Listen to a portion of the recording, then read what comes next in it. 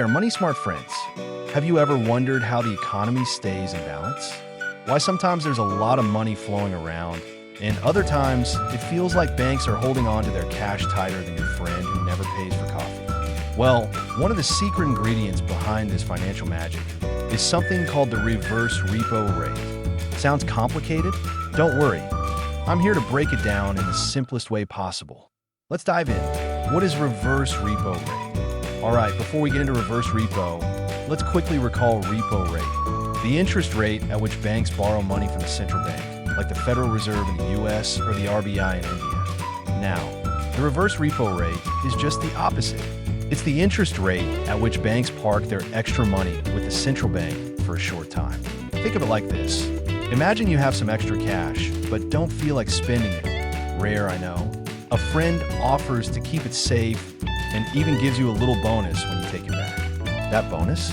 That's the reverse repo rate. Why do banks use the reverse repo facility? Banks don't like keeping too much idle cash. So, when they have extra money, instead of lending it out at low rates, they deposit it with the central bank, which pays them interest.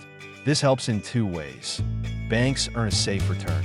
Instead of lending to risky borrowers, banks prefer a safe and guaranteed return from the central bank. Controls inflation. When banks deposit more money with the central bank, there's less money available for loans in the market. This reduces excessive spending and controls inflation. Pretty cool, right? But wait, there's more. How does reverse repo rate affect you? Now, you might be thinking, okay, great, but how does this affect me? Well, here's how. Loan and deposit rates. When the central bank increases the reverse repo rate, banks prefer to deposit money instead of lending it out. This means loan interest rates may go up, making borrowing costlier. On the flip side, banks may also increase deposit interest rates, which is good news for savers. Stock market reactions. If banks put more money in the central bank instead of investing or lending, businesses get fewer loans. This can slow down economic growth and sometimes lead to stock market declines. Your spending power. Higher reverse repo rates reduce the money supply in the economy. If money is harder to borrow, people and businesses spend less, which can impact job growth and salaries. Fun fact, reverse repo and money drain. Think of the central bank as a giant sponge. When there's too much money in the economy, it absorbs the excess using a high reverse repo rate. And when the economy needs more money, it squeezes it back out by lowering the reverse repo rate. It's like a magic tap controlling the money flow. Final thoughts. Why should you care? Even if you're not a banker, understanding the reverse repo rate helps you make smarter financial decisions.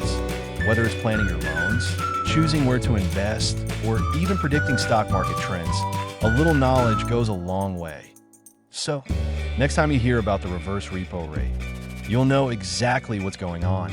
If you found this video helpful, give it a thumbs up, share it with your friends, and don't forget to subscribe for more bite-sized finance insights. Until next time, stay smart with your money.